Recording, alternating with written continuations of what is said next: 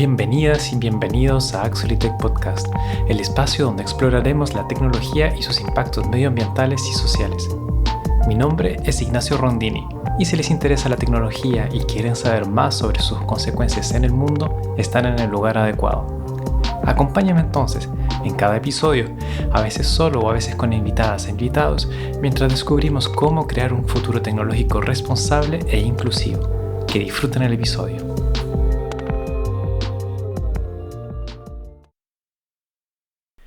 Durante este último año, la inteligencia artificial se ha acaparado de la atención en el sector digital, debido a sus diferentes avances y, sobre todo, a su masificación de acceso.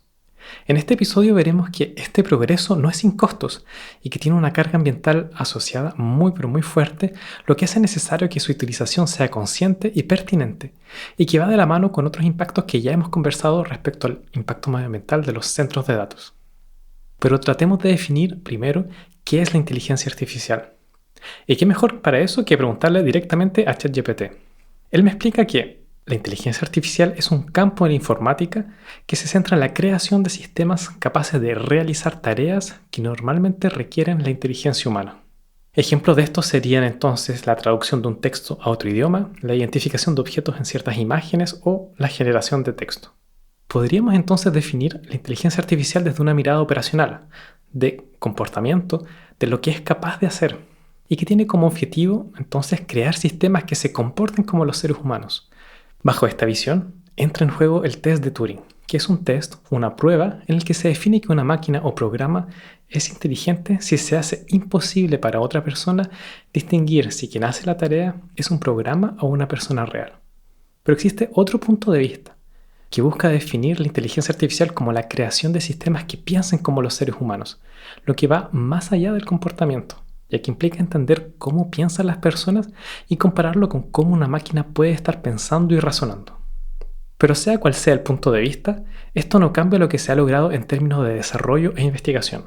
Y aunque se puede tener la impresión de que la inteligencia artificial es algo bastante nuevo, la verdad es que ya tiene bastantes décadas de evolución.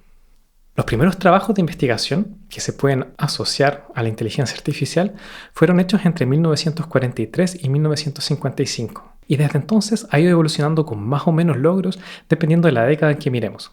Pero quizás uno de los logros que marcaron más a la sociedad fue en 1997, cuando el 11 de mayo la computadora Deep Blue se transformó en la primera máquina programada para jugar ajedrez en haber vencido al campeón de ajedrez mundial en ese entonces, Garry Kasparov. Y recientemente, lo que ha puesto a la inteligencia artificial en pleno foco de atención es, desde hace poco más de un año, la aparición abierta al público del modelo GPT-3, en el chatbot que ya todos conocemos como ChatGPT. Y que gracias a la inteligencia artificial generativa, que va en este caso a producir texto, podemos tener una conversación con un programa y va a responder como si fuese una persona. Pero también recientemente han aparecido los autos autónomos, es decir, los autos que pueden conducir solos en un ambiente no controlado en la calle, la generación de imágenes y de videos también a partir de texto. Todos estos tipos de inteligencia artificial tienen un objetivo, un propósito específico. Es decir, ya sea que busquen jugar, busquen reconocer imágenes o buscar ciertos animales en una base de datos de imágenes, por ejemplo. Pueden también crear videos, crear imágenes, agrupar imágenes y crear un video, que de hecho ese es el caso de las historias que los smartphones como Android o Apple crean, en el que van a ir creando videos basados en las imágenes que hemos hecho y le van a poner un título y una música que le corresponda. También hay sistemas que van a traducir textos en diferentes idiomas, como Google Translate o DeepL, los que existen ya hace más o menos 20 años. O quizás algo que veamos como una necesidad básica cuando nos desplazamos de un lugar a otro, y es la capacidad de generar un itinerario, ya sea en auto, en transporte público, en bicicleta o a pie, y darnos indicaciones para llegar de donde estamos hacia dónde queremos ir. Y hay otros casos de sistemas un poco más controversiales, como la evaluación de candidatos o candidatas a un puesto de trabajo en base de sus currículums, usando un sistema que va a usar la inteligencia artificial, el cual después se vio que reproducía brechas y sesgos que estaban presentes en los datos usados para entrenar el modelo. Y así hay un sinfín de aplicaciones. Y doy todos estos ejemplos para que nos demos cuenta de que la inteligencia artificial no es algo nuevo. No es algo que viene desde el año pasado, sino que tiene una historia que ya la hemos usado durante bastante tiempo, y lo que ha cambiado fundamentalmente en estos últimos años es que ahora podemos interactuar textualmente con estos sistemas y estos sistemas pueden respondernos generando contenido, texto o incluso imágenes, etcétera, que antes era considerado exclusivo de las personas. Y para lograrlo, estos modelos de inteligencia artificial son enormes y consumen muchísimos recursos, como lo veremos un poco más adelante. Porque para entender bien el impacto medioambiental asociado a la inteligencia artificial, tenemos que entender cómo estos sistemas son creados, cómo son diseñados y cómo son utilizados. Empecemos por lo primero, y ya lo hemos nombrado. Los diferentes tipos de inteligencia artificial se basan en diferentes modelos.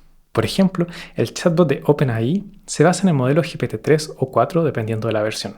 Y según el objetivo que se quiera tener, la tarea que se quiere realizar, se van a utilizar modelos diferentes, los cuales van a tener que ser entrenados de alguna forma. Cada modelo tiene una gran cantidad de parámetros que deben ser ajustados para que el sistema pueda efectuar correctamente la tarea para la cual ha sido diseñado. Y es este proceso lo que se conoce como entrenamiento del modelo. La idea es tener una gran cantidad de datos y todos estos datos ingresarlos al modelo para que ejecute y haga lo que tenga que hacer para reproducir un resultado. Este resultado va a ser evaluado y en función de esa evaluación, de qué tan bueno su resultado es, se van a ir ajustando los parámetros internos del modelo sucesivamente para lograr, luego de una gran cantidad de iteraciones del proceso, en el cual se van a reinyectar los datos de entrenamiento y se vuelve a evaluar el resultado para seguir ajustando esos parámetros hasta que se tenga un modelo maduro y se pueda detener el proceso de entrenamiento y que el modelo pueda ser aplicado en una situación real. Veamos dos ejemplos. Supongamos que queremos crear un sistema que pueda identificar si en una foto hay un animal o no. Imaginémonos que tenemos un gran parque nacional y hemos puesto muchísimas cámaras fotográficas que van a detectar cuando un animal pase. Y cuando pase va a sacarle una foto, la cual después va a ser enviada a un servidor con el fin de poder contar la cantidad de animales y monitorear la población que hay en el parque. Si estuviésemos partiendo de cero, tendríamos que tomar un modelo y entrenarlo en base a una gran cantidad de imágenes de entrenamiento.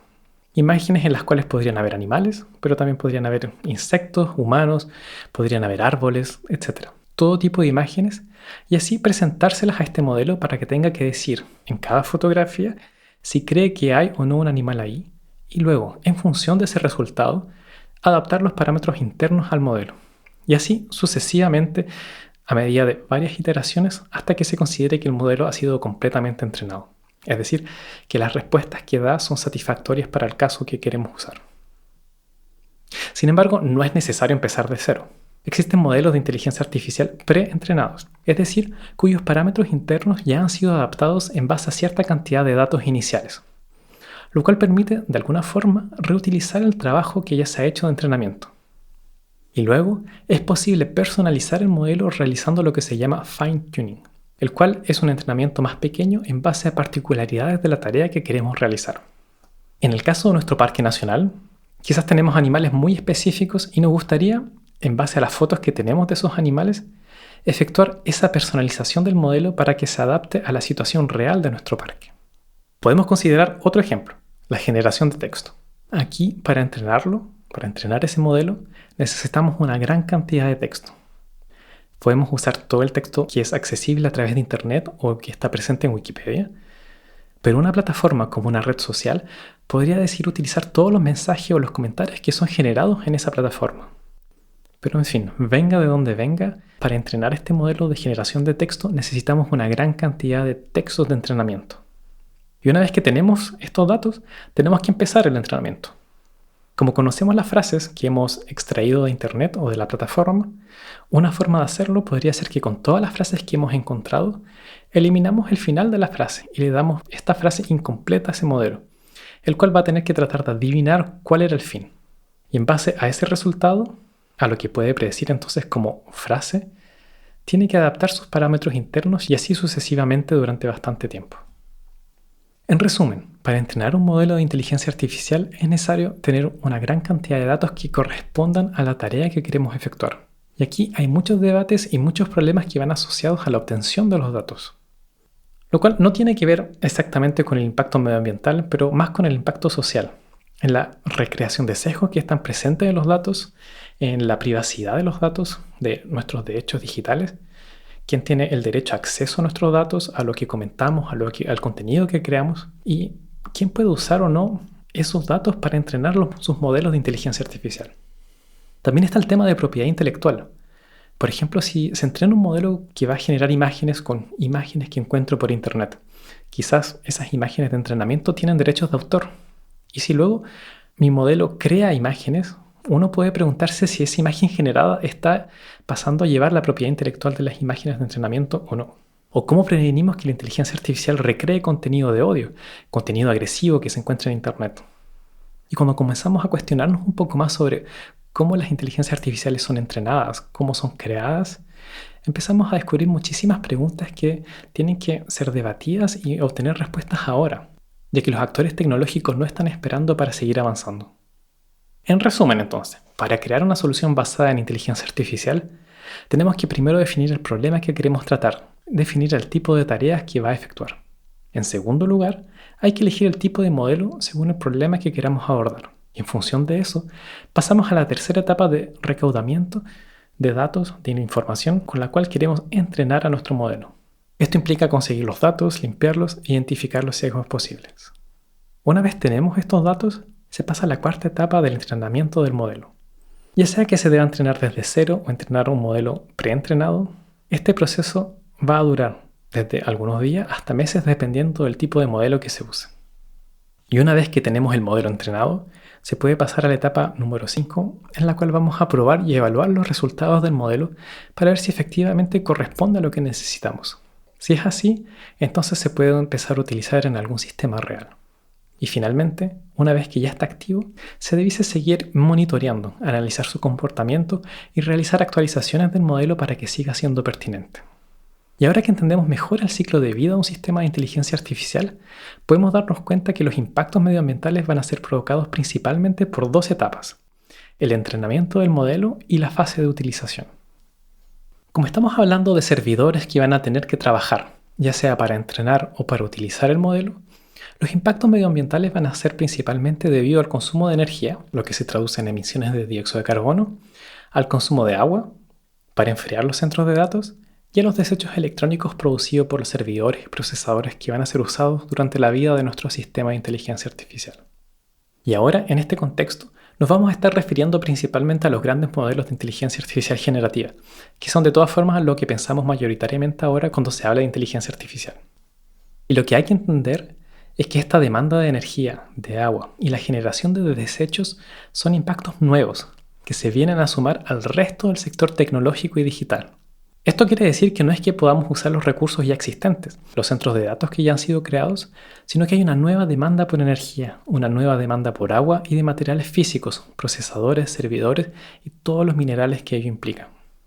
Esto es importante de tener en cuenta porque las grandes empresas como las GAFAM, Google, Amazon, Facebook, Apple y Microsoft, tienen metas de sustentabilidad, las cuales se encuentran en completa discrepancia con el camino que han seguido luego del auge de la inteligencia artificial de estos últimos tiempos. De hecho, Google, que tenía una meta de alcanzar las cero emisiones netas de dióxido de carbono en 2030, lo que de por sí puede ser un poco cuestionable respecto a cómo se podría lograr, pero aún así, en el propio reporte de Google de 2024, dicen que sus emisiones de carbono aumentaron 50% respecto al 2019. 50%. Y esto debido principalmente a las emisiones de los centros de datos utilizados para la inteligencia artificial. De la misma forma, Microsoft reportó que aumentó 30% sus emisiones respecto a 2020, principalmente debido a la construcción de nuevos centros de datos para el uso de la inteligencia artificial. Ahora bien, ¿cómo es posible que se consuma tanta electricidad, tanta energía? Existen estimaciones de diferentes modelos de cuánto costó entrenarlos. Si tomamos ChatGPT en su última versión, que es un gran modelo, tendría aproximadamente más de 1.700 millones de parámetros y se habría emitido alrededor de 552 toneladas de dióxido de carbono para ser entrenado. Esto depende efectivamente de dónde se sitúa el centro de datos en el cual fue entrenado, ya que depende de la matriz energética, es decir, de la proporción de energías limpias en el sistema eléctrico. Pero en términos de energía neta, se estima que se habrían usado unas 400 GPUs, que son los procesadores para entrenar la inteligencia artificial, durante días, con un consumo estimado de más de 1.200 megawatts.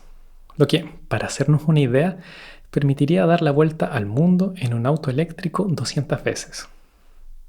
Y si hablamos de energía utilizada en un centro de datos, significa entonces que hay procesadores que van a calentar y hay que enfriarlos. Y para ello se usa generalmente una gran cantidad de agua. Se estima que para el entrenamiento de ese modelo se necesitó alrededor de 700.000 litros de agua. 700.000. Y suponiendo que una persona utiliza 120 litros de agua por día, 700.000 litros es lo que consumen 16 personas durante todo un año. Y eso solo para la fase de entrenamiento. Hasta ahora no hemos usado realmente nuestro sistema. Aunque por otro lado, el entrenamiento es un proceso que se hace en teoría una sola vez, al menos a esa escala, ya que ese modelo que ha sido entrenado puede ser reutilizado o reentrenado puntualmente, pero con menos datos y en mucho menos tiempo, por lo que se podría considerar como una fase única durante el ciclo de vida de una solución de inteligencia artificial. Pero ya en la fase de uso, el impacto sigue existiendo. Es simplemente a otra escala. Por cada conversación que tenemos con ChatGPT, se estima que se necesitan 35 watts-horas.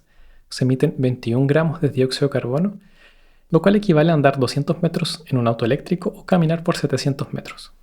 De hecho, hay una calculadora de impactos medioambientales muy interesante que, para cada modelo, estima los impactos que éste tiene. Se los voy a dejar ahí abajo en la descripción para que le den una mirada. Y aunque estas cifras no parezcan tan elevadas, hay que considerar el enorme volumen de la gente que usa diariamente estas soluciones. En el caso de ChatGPT, se estima que se consumen alrededor de 500.000 kilowatts de electricidad por día, lo que corresponde aproximadamente al consumo de alrededor de 180.000 hogares. Y por cada conversación que tenemos, alrededor de medio litro de agua es utilizado. Y esto, claro, depende de dónde se esté albergando la solución, es decir, de qué centro de datos se esté usando, cómo se alimenta la energía y cómo es enfriado. Pero sea cual sea el caso, los impactos medioambientales son lejos de ser inexistentes. ¿Pero quiere decir todo esto que hay que dejar de usar la inteligencia artificial? En mi opinión, no, porque como ya lo vimos, la inteligencia artificial forma parte de nuestro cotidiano a través de muchas aplicaciones que usamos y no todas tienen el mismo impacto medioambiental. Lo que sí es necesario es replantearse su utilidad y su pertinencia, sobre todo de los nuevos grandes modelos generativos, y compararlos a los impactos que estos tienen. Es decir, no creer en un proyecto que dice que gracias a la inteligencia artificial va a disminuir 5% de sus emisiones de dióxido de carbono, siendo que por el solo hecho de utilizar cierto tipo de inteligencia artificial y cómo ésta va a ser desplegada, va a estar aumentando de 7%, por ejemplo. Hay que tener en cuenta los impactos medioambientales. Preguntarse entonces por la real necesidad y pertinencia. ¿Es realmente necesario usar una inteligencia artificial para esta solución? ¿O basta con un desarrollo quizás una solución más clásica o más simple? Y si es relevante o necesario usarla, ¿estoy usándola bien? ¿Estoy usando los modelos adecuados? ¿O estoy usando un modelo mucho más grande de lo que necesito? ¿Es posible reutilizar los modelos, como ya hemos dicho, que han sido preentrenados para no tener que crear el entrenamiento nuevamente desde cero? Y por otro lado está todo el debate de la creación de data centers y de su utilización. ¿Cómo son enfriados? ¿Con agua o con otro sistema? Si son enfriados con agua, ¿están en una zona donde eventualmente podrían entrar en competición con la gente? Y aunque en el debate sobre el uso de la inteligencia artificial o de soluciones digitales en general, se podría decir que simplemente es necesario optimizar los centros de datos para que frían sin agua y usando solamente energías limpias, hay que recordar que la inteligencia artificial se viene a sumar a todo el impacto ya presente, por lo que si optimizamos los nuevos centros de datos, los impactos que ya existen van a seguir presentes. Y además, estamos muy lejos de poder lograr ese tipo de soluciones. Y aunque lográsemos, no podemos olvidar tampoco el impacto enorme de los desechos electrónicos y de todos los nuevos procesadores que se vienen a sumar a las toneladas de desechos anuales que ya se producen. La prueba está en las grandes empresas, ya que a pesar de tener compromisos de eliminar su impacto medioambiental, el uso de la inteligencia artificial ha hecho que no van a poder respetar esos compromisos. El uso de la inteligencia artificial ha hecho que no van a poder respetar esos compromisos. Y además, los nuevos centros de datos no son neutros ambientalmente. Por lo que si sumamos a ellos todos los impactos sociales que veremos más adelante en otro episodio y tenemos en cuenta la posibilidad de reproducir sesgos, discriminaciones, el potencial para crear un mar de desinformación, creo que es necesario, antes de empezar a utilizar soluciones de inteligencia artificial en todo lo que nos rodea, preguntarse por la pertinencia y la utilidad de ese sistema y de lo que queremos crear. Les agradezco haber escuchado este episodio y si quieren seguir descubriendo más sobre cómo la tecnología afecta y puede mejorar nuestro mundo, no dejen de suscribirse a la emisión, dejar un comentario, compartir el episodio y enviarnos sus sugerencias de temas de los cuales les gustaría saber más. Los esperamos en 2 semanas más en Axolotl Podcast.